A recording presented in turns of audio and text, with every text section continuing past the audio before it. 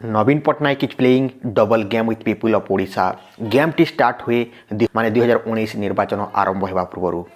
नमस्कार फ्रेंड्स, मु प्रकाश आपण मानक स्वागत करुच्ची ओडिया फास्टैग यूट्यूब चैनल को। यह वीडियोटी बीजेडी रो एमएलए एवं ओडिशार मुख्यमंत्री को टार्गेट करके कहुच्छी। जदि आपण बीजेडी रो कर्मकर्ता किंबा एमएलए किंबा तांकर फैमिली किंबा तांकर भक्त अटंती ताहले वीडियोटी को शेष पर्यंत देखंतु। आउ यही भिडटी को ओडिशार मुख्यमंत्री पाखक पठे दिंतु। ता सहित ओडिशार चाषी मानक हाथ जोड़िक अनुरोध करी भिडटी को शेष पर्यंत देखंतु। भिडियो रे किछिटा ट्विस्ट रही जहाँकि जानिबा निहाती दरकार। वर्तमान जानिनेबा सही गेम उपरे। सही गेम टीर ना होछि कालिया योजना। निर्वाचन आरंभ होगा पूर्व ओडिशार मुख्यमंत्री लॉन्च करते कालिया योजना।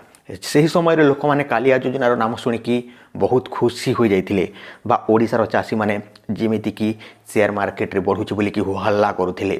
तापर कालिया योजनार किछिटा किस्ती लोक मानक मिलगला। जो मैंने जहाँकि योग्य नुहंती से मानक दे दिगला। कहीं जानी ताहार राज होछि निर्वाचन बा इलेक्शन। तो इलेक्शन जीतवा को किए कौन कर न पारी एठारू आपण माने जानी पार्थिबे। तो वर्तमान कथा हेबा से कालिया योजनार आउ किछिटा कथा। तो देखंतु कालिया योजना तो ठीक ठाक चली किंतु सही पैसाटी क्योंठारू आसीथिला ताहा मध्य कहि देउछि। ताहा होछि जहाँकि विपर्य किंबा जरूरीकालीन फंड से पैसाटी को आम ओडिशार मुख्यमंत्री दे देथिले। से समय जदि बन्या किंबा विपत्ति आसी थांता ताहले केमिति होई थांता। सही समय जदि कोरोना आसी थांता केमिति होई थांता। आ कोरोना महामारी पूरापूरी प्रबल काया विस्तार कर थांता केमिति होई थांता जानी पारुथिबे। तो यह तो थिला जहाँकि क्योंठारू फंड आसिला। वर्तमान जानिनेबा कालिया योजनार प्रथम किस्ती मिल सारा पर लोक मानकू आउ कहीं पैसा मिलला नहीं। तो जानिथिबे कालिया योजना वर्तमान समय जमीती पबजी गेम बंद हो जाइए किंबा टिकटॉक बंद हो जाइए सेमिति वर्तमान यही कालिया योजना मध्य बंद हैला भली लागुछि।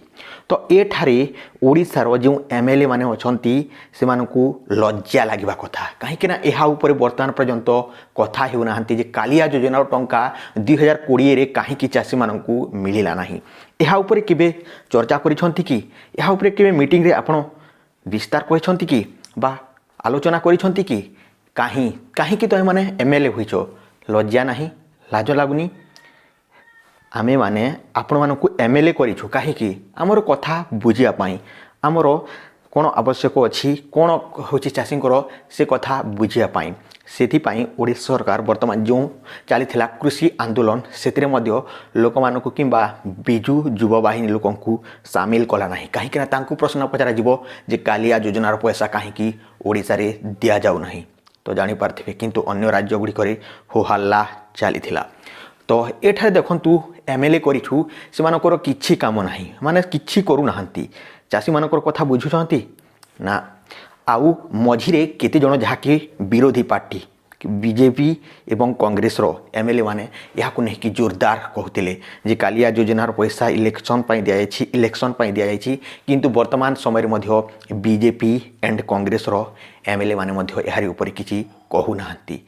कहीं ना यही समयटा से कथबार्ता को लेकिन जदि करवा तो बेकार जीव कथारे एंड एथिर काहार को किछि लाभ हेबो नाही। तो एठारू जानी पार्थिबे। तो जदि भी कांग्रेस पार्टी कहबो आसिकी बीजेडी को ताहले बीजेडी जदि पैसा दे दिए आगामी निर्वाचन समय रे बीजेडी ही जीतबो बोली कि एठारे कांग्रेस मध्य फोर्स करू नाही। तो एठारे देखंतु 2020 सरीबा को गलानी माने आज होछि 29 तारीख डिसेम्बर आउ 2020 सरी जीवो आसंता काली। तो देखंतु एठारे कोन होछि ओडिशार मुख्यमंत्री केते बोका बनेइछंती आम ओडिशार चाषी को। आपण माने भाबुछंती जे ओडिशार मुख्यमंत्री चाषी को बहुत हेल्प करूछंती बहुत सहायता करूछंती।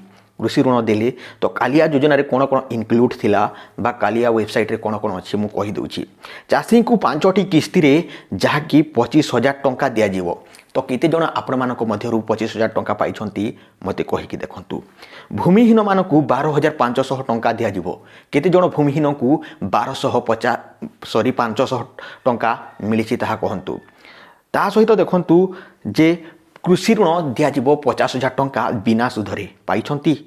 ऋण तो ऋण एमिति सुध देवा ऋण भी ओडिशा सरकार देउ नाहंती।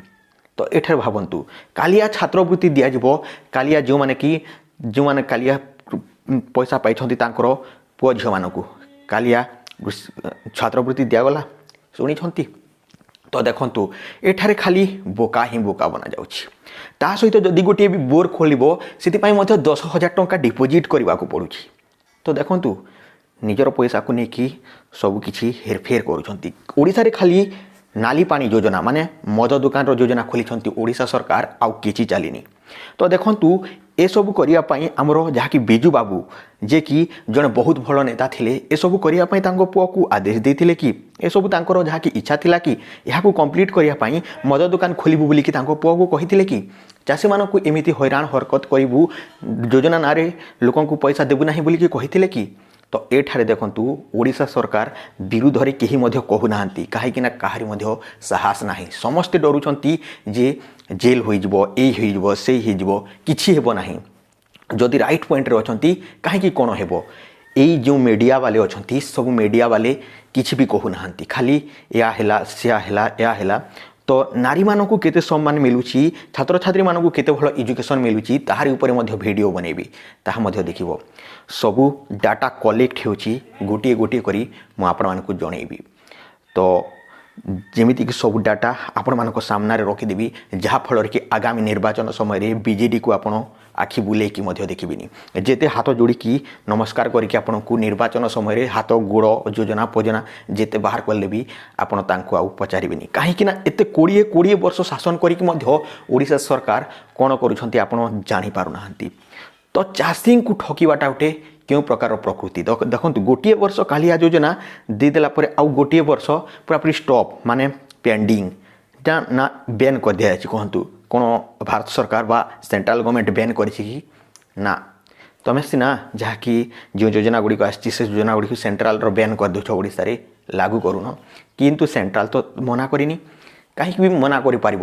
ମନା କରିପାରିବନି, କାହିଁକିନା ଓଡ଼ିଶା ସରକାର ଓଡ଼ିଶାର ରାଜୁତି ଚାଲିବ, ଯେମିତି ଚାହିଁବ ସେମିତି ହେବ। ତ ଏଠାରେ ଯଦି ଓଡ଼ିଶା ସରକାର ଗୋଟିଏ ସିଗ୍ନେଚର ଦେବେ ସବୁ ମଦ ଦୋକାନକୁ ଉଡ଼ାଇ ଦିଆଯିବ। କିନ୍ତୁ ଓଡ଼ିଶା ସରକାର କ'ଣ କରୁଛନ୍ତି ନା ସେୟା ହେଉଛି ମୋର ଜୀବନ ଜୀବିକା। ଏହା ଯଦି ଉଠେଇ ଦେବି ଲୋକମାନେ ଆକ୍ସିଡେଣ୍ଟ କେମିତି ହେବେ, ମଦ ପିଇକି ଲୋକମାନେ କେମିତି ଗାଲି ଝଗଡ଼ା ଲାଗିବେ, କେମିତି ଲୋକମାନେ ଯାହାକି ହରକତ ହଇରାଣ ଗାଲି ଗୁଲଜ କରିବେ, କେଉଁଠାରୁ କୋର୍ଟ କଚେରୀ ଡକ୍ଟରଖାନା ଏସବୁ ଚାଲିବ। ଏସବୁ ଯଦି ନ ଚାଲିବ ତ ପଇସା କେଉଁଠାରୁ ଆସିବ? ଆପଣମାନେ ଭାବୁଛନ୍ତି ଯେ ଖାଲି ମଦ ବିକିବା ଦ୍ୱାରା କିମ୍ବା ମଦ ଦ୍ୱାରା ଯାହାକି ଓଡ଼ିଶା ସରକାରକୁ ଡାଇରେକ୍ଟ ବେନିଫିଟ୍ ହୋଇଥାଏ, ଇନଡାଇରେକ୍ଟ କେତେ ତରିକାରେ ବେନିଫିଟ୍ ହୋଇଥାଏ ଜାଣିପାରୁଥିବେ। ଲୋକଙ୍କ ଜୀବନ ନେଇକି ମଧ୍ୟ ଓଡ଼ିଶା ସରକାର ଏଠାରେ ପଇସା ଆଣିବାକୁ ପଛଉନାହାନ୍ତି। ଏହା ହେଉଛି ଓଡ଼ିଶା ସରକାରଙ୍କର ରାଜ। ବହୁତ ସାରା ରାଜ ଛୁପିକି ରହିଛି, ଯାହାକି କେହି ମଧ୍ୟ ଆପଣଙ୍କୁ ଆଜି ପର୍ଯ୍ୟନ୍ତ ଏମିତି ଭିଡ଼ିଓ କରିକି କିମ୍ବା କେହି ମଧ୍ୟ ଆପଣଙ୍କୁ ଏମିତି ପେପରରେ ଏହାରି ବିଷୟରେ କହିନାହାନ୍ତି। କାହିଁକିନା ସମସ୍ତଙ୍କର ଫାଟୁଛି, ମାନେ ସମସ୍ତେ ଡରୁଛନ୍ତି। ହଁ, କାହିଁକି ଜାଣିଛନ୍ତି? ସବୁବେଳେ ଖାଲି ନାରା ଦେଉଛନ୍ତି ଓଡ଼ିଶା ସରକାର ଓଡ଼ିଶା ସରକାର। ତ ଏଠାରେ ମୁଁ କହିବି ଯେ କୃଷକ ଯଦି ଆପଣ ଅଟନ୍ତି ତାହେଲେ ବୁଝିପାରୁଥିବେ କ'ଣ ହେଉଛି ଆପଣଙ୍କ ସହିତ। ଆପଣଙ୍କୁ କେତେ ମିଳୁଛି? ଦାଦନ ଖଟିବାକୁ ଯାଉଛନ୍ତି ନା ନାହିଁ? ଦାଦନ ଖଟିବାକୁ ନିହାତି ଭାବରେ ଯିବେ, କିନ୍ତୁ ଓଡ଼ିଶାରେ ଯଦି କାମ ମିଳିବ ନାହିଁ ଦାଦନ ଖଟିବାକୁ ଯିବାକୁ ବାଧ୍ୟ ହେବେ। ଆଉ ସେହି ଦାଦନମାନଙ୍କୁ ମଧ୍ୟ ଓଡ଼ିଶା ସରକାର ବନ୍ଦ କରିଦେବ। କ'ଣ ଘରେ ରଖିକି ଗରିବରୁ ଗରିବ କରିବ? ତ ମୁଁ କହୁଛି ଯଦି ଯାଉଛନ୍ତି କାଗଜପତ୍ର କରନ୍ତୁ, ଯାଆନ୍ତୁ କାମ କରନ୍ତୁ, ବାହାର ରାଜ୍ୟରେ ଆସନ୍ତୁ ପଇସା କମେଇକି ଆସନ୍ତୁ, ବାହାର ଦେଶକୁ ଯାଆନ୍ତୁ ପଇସା କମେଇକି ଆସନ୍ତୁ, ଆମ ଓଡ଼ିଶାଟିକୁ ଆଗକୁ ନିଅନ୍ତୁ, ଆଉ ପଛରେ ରୁହନ୍ତୁ ନାହିଁ। ତ ଏଇ ଥିଲା ଆପଣମାନେ ଜାଣିପାରିଥିବେ। ତ ବହୁତ ସାରା କଥା ଅଛି, ଯଦି କହି ଚାଲିବି ତାହେଲେ ବହୁତ ଆଗକୁ ଯିବ। ତ ଏଠାରେ କୃଷକ ଭାଇମାନେ ବୁଝିପାରିଥିବେ ଯେ କ'ଣ ହୋଇଛି। ଗୋଟିଏ ବର୍ଷ କାଳିଆ ଯୋଜନା ବନ୍ଦ ହୋଇଛି, କିନ୍ତୁ ଆଉ 2-3 ବର୍ଷ ଯେତେବେଳେ କାଳିଆ ନିର୍ବାଚନ ଆସିଯିବ କାଳିଆ ଯୋଜନାର ହୋହାଲ୍ଲା ପୁଣି ଥରେ ମଚେଇବେ ଜାଣିଥିବେ। ମୁଁ ଆଗରୁ ପ୍ରଥମରୁ ଆପଣମାନଙ୍କୁ କହିଦେଉଛି, ଏହା ହେଉଛି ଏହାର ସତ୍ୟତା। ତ ବର୍ତ୍ତମାନ ପର୍ଯ୍ୟନ୍ତ ମଧ୍ୟ ବହୁତ ଲୋକ କାଳିଆ ଯୋଜନାର ଯାହାକି ତା'ର ଡିଟେଲ୍ସ ଜାଣିନାହାନ୍ତି। କାଳିଆ ଯୋଜନା କ'ଣ ଆଉ କାହିଁକି କରାଯାଇଥିଲା? କାଳିଆ ଯୋଜନା ଆପଣମାନଙ୍କ ପାଇଁ ନୁହେଁ, ଯୋଜନା ସରକାର ନିଜ ପାଇଁ କରିଥିଲେ। ମାନେ କେଉଁ ଯୋଜନା କଲେ କେତେ ପ୍ରଫିଟ୍ ହେବ ତ ଏଠାରୁ ଜାଣିପାରିଥିବେ। ସୋ ଫ୍ରେଣ୍ଡସ୍, ଏଇ ଥିଲା ଆପଣମାନଙ୍କ ପାଇଁ ଅପଡ଼େଟ୍। ତ ଏହିଭଳି ନୂଆ ନୂଆ ଭିଡ଼ିଓ ଦେଖିବାକୁ ଚାହୁଁଥିଲେ ଚ୍ୟାନେଲଟିକୁ ସବସ୍କ୍ରାଇବ୍ କରନ୍ତୁ। ଯେକୌଣସି ଯେଉଁ ନେତା ମନ୍ତ୍ରୀଙ୍କର ପୋଲ୍ ଖୋଲିବାର ଭିଡ଼ିଓ ଦେଖିବାକୁ ଚାହୁଁଥିଲେ ଚ୍ୟାନେଲଟିକୁ ସବସ୍କ୍ରାଇବ୍ କରନ୍ତୁ, ତା'ର ନାମ କମେଣ୍ଟ କରନ୍ତୁ, ଆମେ ଜଣେଇବୁ। ଏବଂ ଯେଉଁମାନେ ବିଜେଡ଼ିର କର୍ମକର୍ତ୍ତା କିମ୍ବା MLA ଅଟନ୍ତି କିମ୍ବା ତାଙ୍କର ଫ୍ୟାମିଲି ଅଟନ୍ତି, ଏହି ଭିଡ଼ିଓଟିକୁ ଓଡ଼ିଶା ସରକାର କିମ୍ବା ନିଜର MLA ବାପା ମା ଭାଇ ଭଉଣୀ ଯିଏ ବି ହେଉଛନ୍ତି ତାଙ୍କୁ ସେୟାର କରିଦିଅନ୍ତୁ। ଏହାରି ବିଷୟରେ ଯେତେବେଳେ ବି ସେମାନେ ଯାହାକି मीटिंग बसिबे बा आलोचना करेंगे यार विषय निहाती भाव चर्चा करेंगे। सो यही फ्रेंड्स आपण मानक पई अपडेट तो जानी पारथिबे। सो रहुची नमस्कार, टेक केयर एंड बाय। जय हिंद, वंदे मातरम।